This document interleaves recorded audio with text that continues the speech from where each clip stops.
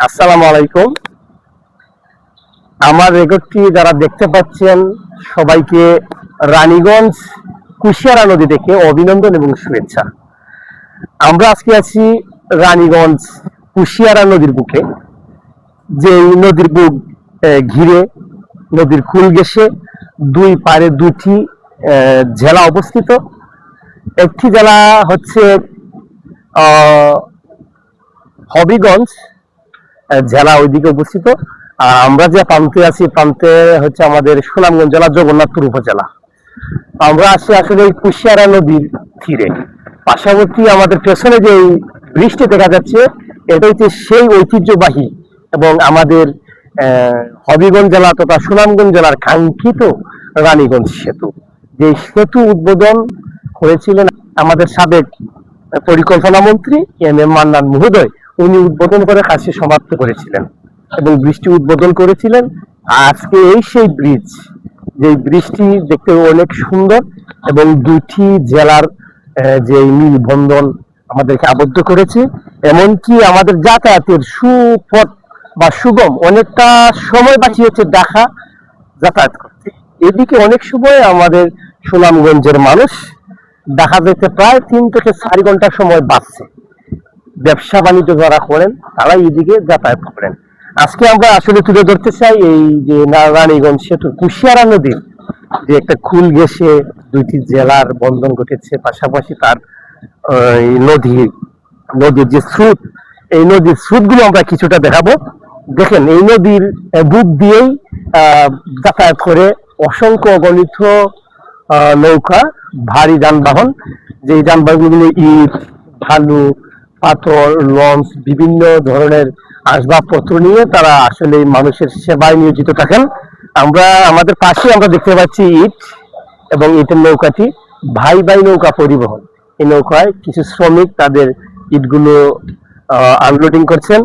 আর আরেকটি স্টিমারের মতো আমরা দেখতে পাচ্ছি ওইটা যাচ্ছে ওইদিকে, সম্ভবত সিলেটের দিকে হয়তো রওনা হচ্ছে। তার সৌন্দর্য এতটাই যে বলা আসলে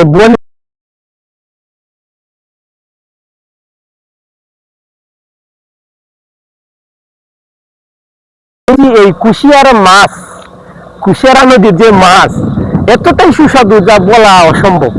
তো আমরা আসলে আমার কপালে একদিন জুটি ছিল এই কুশিয়ারার যেটা আমরা আইন মাছ বলে থাকি 3 কাঠার, এই মাছগুলো আমি খেয়েছি, ভাইন মাছ খেয়েছি, খুবই সুস্বাদু। আর এটা সৌন্দর্যটাও আসলে অনেক, দেখেন এটা প্রশস্ত নদী, অনেক প্রশস্ত। আসলে আমি কি বলবো, প্রায় 800 থেকে 600 ফিট বা এর প্লাস হতে পারে।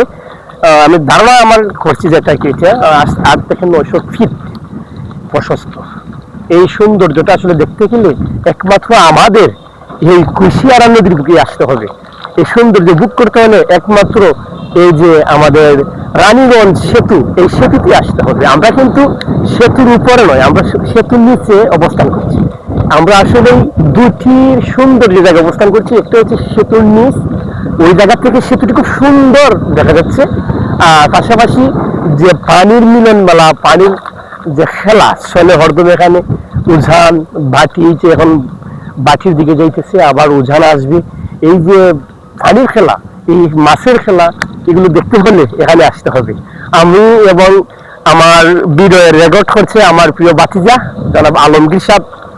উনি সৌদি আরব প্রবাসী আর উনি শৌখিনদার মানুষ, কিন্তু উনি আমাকে ধরে নিয়ে এসে, আসো আঙ্কেল আমরা রানীগঞ্জ সেতুটি দেখে আসি। আমরা আসলে সেতু দেখবো, পাশাপাশি আমরা নদীতেও দেখছি।